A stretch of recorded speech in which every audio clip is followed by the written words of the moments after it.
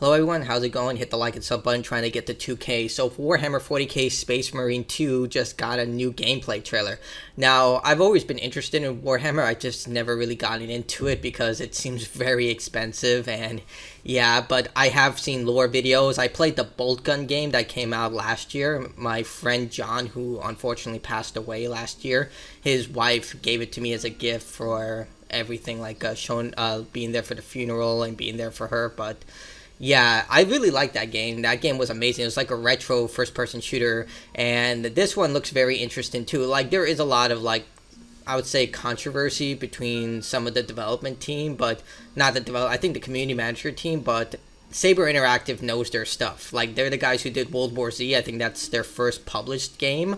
But I've talked to the developers back when they were making that game. They're very friendly people, and World War Z is a very underappreciated game in my opinion. Like if you love Left 4 Dead and were very disappointed with Back 4 Blood, I would highly recommend you go play World War Z instead. It's actually a really good zombie cooperative shooter, and you can sometimes find it at discount for like $20. It's a really enjoyable game, but that's just my opinion. So let's watch the trailer and see what we got here.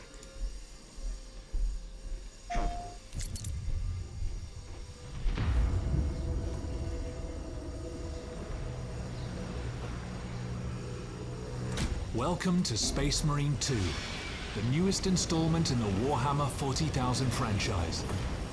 Brought to you by Saber Interactive and Focus Entertainment.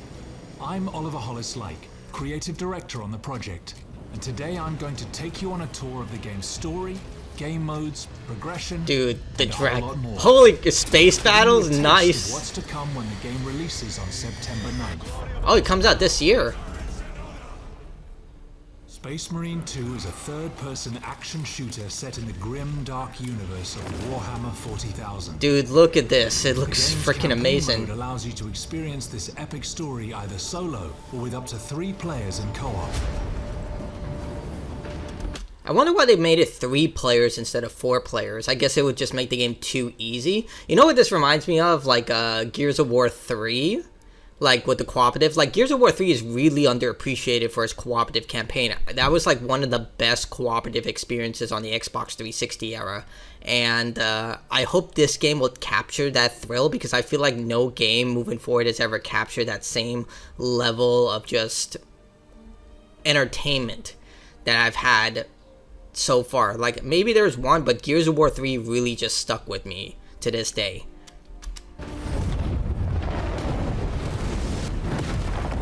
Space Marine 2's story begins a century after the events of the first game. Captain Demetrian Titus is a genetically enhanced super soldier and hero of the Ultramarines. We will eradicate your kind from the galaxy. Titus is returned to the Ultramarines. Dude, this game is so where beautiful. he is demoted to lieutenant Will that be a problem? No, Captain. and forced to prove his loyalty in the heat of battle. Hell On a yeah. distant world, he must face one Oh! of humanity's most fearsome adversaries, the Tyranids. As you take control of Titus and his fellow battle brothers, Chiron and Gab. I want to make note of that, the combat they just showed where he grabbed that insect and just slammed it. I think that reminds me of the Callisto Protocol. I know, a very just out there game, but it reminds me when the main character would like hit people with his baton and then you could automatically shoot them with a follow-up. I hope that's what they're going for with this, because I feel like that would be such a cool gameplay mechanic where you can hit someone with a melee attack and just automatically follow up with like a glory kill from Doom Eternal, where you just like grab someone and just do an execution like attack. Like that seamless level of combat. Like I really didn't like the Callisto Protocol, but I'll give it credit on that level of combat. Like there's always been kind of like a, how to say, a separation between gun combat and melee combat. Even with Doom Eternal, as incredible as that combat is, the fist and the gun just really didn't feel like it merged together. So I hope that they would do that here, if you know what I'm talking about. It's just like you combine and switch between the two very efficiently. Adriel. You'll be thrown into the thick of a war of galactic proportions.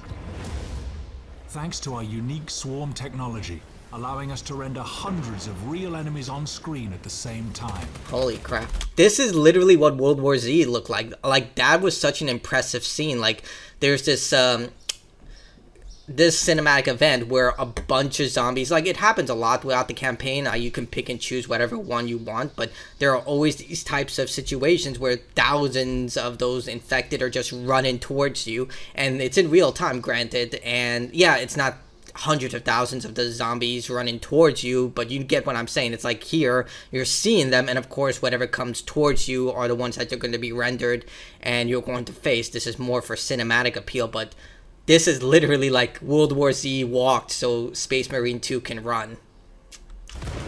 You'll face seemingly endless waves of crawling, running, and swooping enemies as far as the eye can see. Okay, you saw there? This is what I'm talking about. Right here. Shoot, melee, and then enemies as far boom. As the eye can see. You must repel the Tyranid invasion and rid the system of the Xenos threat. Battling in the claustrophobic jungles of Kadaku, the majestic planet-spanning metropolis of Avarax, and other. Whenever I see these two tower designs, the majestic planet-spanning. That right there, I always think Final Fantasy IX. Like, I just think whenever I see those types of towers, it's always Final Fantasy IX with Alexandria. Metropolis of Avarax and other epic locations. After each successful mission, you'll return to the Battle Barge, a space fortress serving as the Ultramarines' orbital headquarters. So it's like Helldivers. I've never played the game, but it kind of looks like Helldivers too. Review your next targets and tailor your loadout to your upcoming mission. For the Emperor! Yeah! Whether you prefer close combat or ranged warfare, the Ultramarines' wide range of equipment offers you an array of devastating weapons and unique special abilities. Oh, this is everything I want.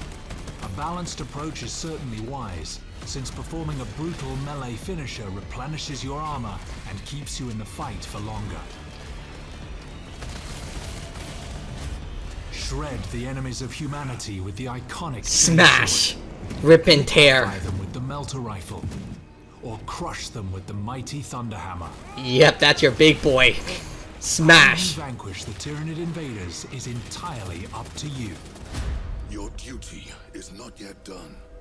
Beyond the story campaign, you'll find Operations Mode. Here, the focus is on... Wait, what's that show? Story campaign, you'll find Operations Mode. Alright, so, slay the Hive Tyrant, deploy charges, rewards, so you get experience in that, I assume the 30s currency. So, it's a semi-open experience where you have to deploy, like, is that the main objectives, or... I would assume it's the main objective, slay the Hive Tyrant and deploy the charges. So are they going to have sub-objectives? Operations Campaign, Eternal War, P versus E missions. So, like, I'm more of a single-player person here. Like, I'm not opposed to cooperative gameplay, but, you know, with people becoming more and more trolly with age, I don't know. Like, it's hit and miss. We'll see. Like... They do need a really good system in order to weasel out those types of players. I forgot what game did this. It was a Capcom fighting game. Capcom versus, it was this Tetsuki. I don't know. I can't remember. It was a exclusive Japanese brand. And what they used to do is that if someone quit matches enough, they would put them into matches with people who quit a lot. Or in Rockstar's case, they would put people who cheated in other servers for people who were cheaters. So basically, the cheaters would fight themselves. So I think that's a system they should implement with these types of games. Like, if someone is known for quitting a lot, like mid-match or stuff like that, put them with other people who do that until they finally correct their behavior in a way and become more positive. I think Thor from Pirate Software actually did it best. He said, if you reward people for being positive, like, just give them more incentive, like extra experience, currency, stuff like that, they will continue to be positive. And I think that's the best way you can do things, like offer better rewards for people who complete matches, even if they lose and stuff like that. Not as much as that if you complete the entire mission, but some sort of incentive that gives players encouragement to do the right thing, because at the end of the day, gamers will only do something as long as there is a reward at the end of the bridge. Like, even if they fail, give them something so it encourages that good behavior. Like, it is what it is. Like, I'm a gamer, and I can tell you right now, from people from quitting and stuff like that, having that penalty of just removing the player for a temporary ban like Halo Reach used to do. I don't know if Halo still does it. They would remove you temporarily if you quit enough matches for like 15 minutes. I think the better thing would be is to reward the player. But then again, there still has to be consequences. I don't know. Tell me what you think would be the best, like, middle of the road. Here, the focus is on cooperation and replayability. Play as one of 6 Spartan. unique skills. Well, what we see that Spartan kick was sick. I gotta see it again. Play Dude, that's what I want. Like I said, like between melee combat and gun combat, I think they're gonna nail this. as one of 6. So we have tactical, who's probably like the assault middle class. Assault is probably heavy with the offensive. Oh wait, death from above. An assault space marine crushes its four with devilation melee blow. Oh, so assault is melee. Tactical is probably medium range gunner. Vanguard probably the tank, maybe the scout. Bulwark definitely tank, sniper, and heavy. Classes with unique skills and abilities. Oh yes, thank you. Like so many publishers, I should say, put this all into like their store system. Thank you. Look at all this. They actually put I don't see enough developers doing that where they just give you the baseline primary color option. Like they tend to just remove that. Like that's one of the simplest ways to make cosmetics. And then they have the more advanced, oh, you can have custom armor. That's awesome. And you can do it for each individual class. You can see here on the left side, there's like individual classes, armor sets. Oh my God. I don't see any premium currency up here, so that's a good sign. Like this right here was shown when we were going through the mission select screen. Then develop and customize them to make them your own. Whether you Nice. Snipers, stealth cloak, and long range. Hey, let's what's that say? All right, different emblems, color options, standard issue, standard issue, perk tree, armored class, sniper with different levels, so you get different levels for the classes you play. Dude. This is like what games used to do back in the day on the Xbox 360 and PlayStation 3 era. Like, they would just give you all this stuff just right out of the bat. Nowadays, it would be like, oh, you want these 3 classes? You have to pay us an additional $10. That's only for the super duper deluxe edition. Oh, this is a pre-order bonus. Oh, you see this sash right here? You have to pre-order it from Best Buy. You get this cape from Walmart. Like, look at all this. Like, I'm sure they're probably going to have something like that, but right off the gate with this stuff, it looks freaking complete. Snipers, stealth cloak, and long range capabilities. The Vanguard's grapnel launcher. Oh, Chapter banner and storm shield combination. Your Space Marine specialty, along with those of your squad mates. the grapple hook just reminds me of Halo Infinite. Like, people give Halo Infinite a lot of crap. That grapple in Halo Infinite was freaking sweet. Like, dude, let us grab like this world's equivalent of fusion coils and just throw it at people. Be decisive on the battlefield. The more missions you play, the more you'll unlock cosmetics. Yeah. For your Space Marine. All the charms, Also all earn the stuff. XP and armory data that you can spend in the battle barges. Oh, so core is for yourself, team is for allies. Wait, is that like, do you invest into that, or is it like something that's dynamic as you play the mission for working together? Oh, there's gear score and signature. Oh my God. And armory to Look at all this. Dude, Battlefield 2042 didn't even launch with all this stuff. Look at all these weapons and customizations and perk trees. Holy crap. Like, dear God. Most AAA games don't even launch with all this. Saber Interactive is a AA studio, but still, like, they're giving AAA quality to this. Mastery points, so even if you upgrade the weapon fully, you get a new currency, it seems. Oh, wait, there's something up here. It says 92015. Please tell me that's not premium currency. Please not. unlock new class perks and improve your armament's performance. Dude, Gears of War executions, yes. Eternal war demands eternal discipline. If you're into more competitive challenges, well then you're in for a treat. Enter the fray in our Eternal War mode, Yes! where you'll be able to pit yourselves Oh. against Oh six my God. Space Marines clash against 6 of their sworn chaos adversaries in arenas inspired by the game's rich settings. Yes. Choose your preferred rule set, be it the intense Annihilation Deathmatch, strategic Seize Ground, or the exhilarating Capture and Control.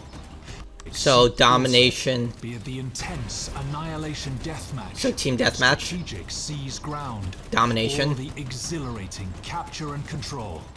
Then engage Headquarters. in adrenaline-pumping matches that will test your skills against players from across the world.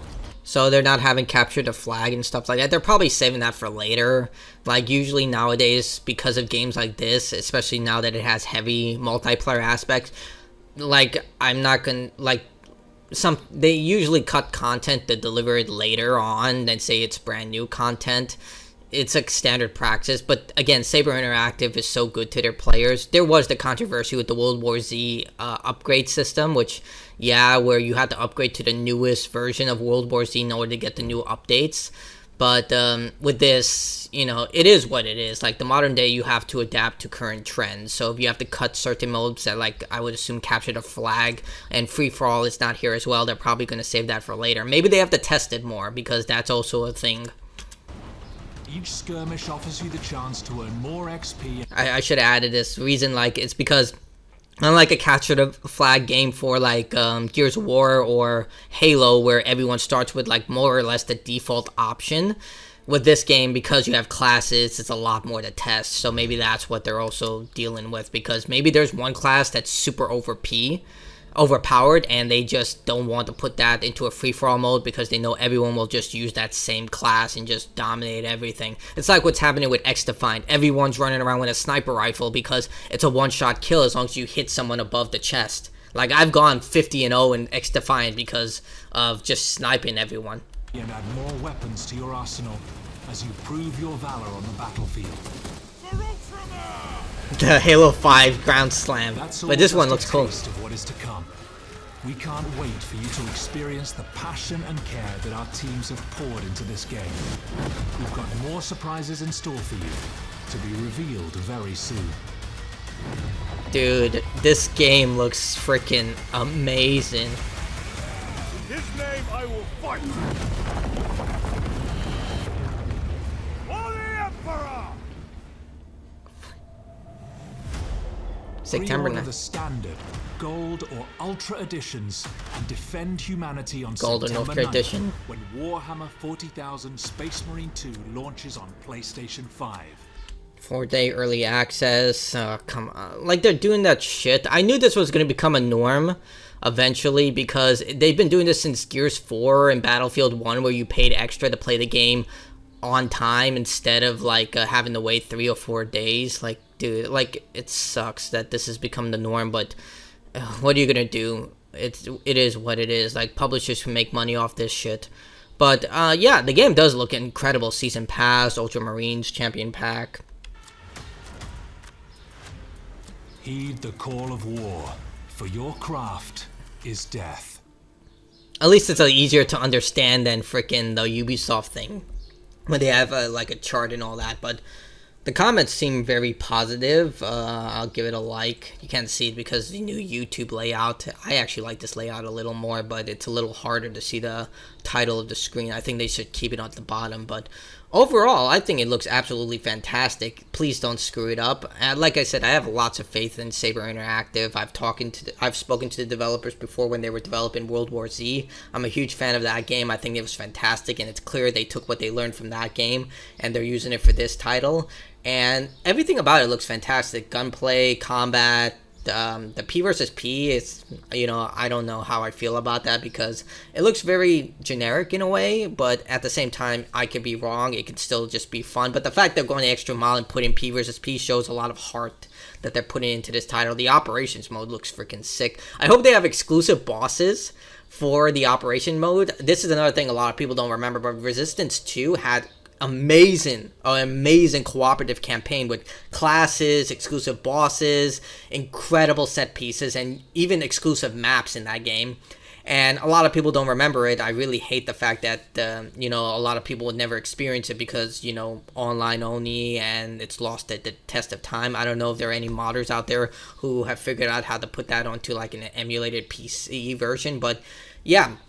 With this, I hope they put exclusive fights within the cooperative mode, or maybe make them in a way where they are dynamically changed because you have extra people. And the fact that you can play the campaign entirely cooperatively is amazing. I wonder if they're going to have drop in and drop out co-op. They didn't say that, or at least I didn't see that anywhere. But that would also be like amazing if they can put that in. But yeah, also please don't make this online always, because Call of Duty Black Ops 6 is doing that shit because of stupid reasons. But yeah, this looks amazing. Can't wait for it. So tell me what you think in the comments below. Like, dislike, your choice.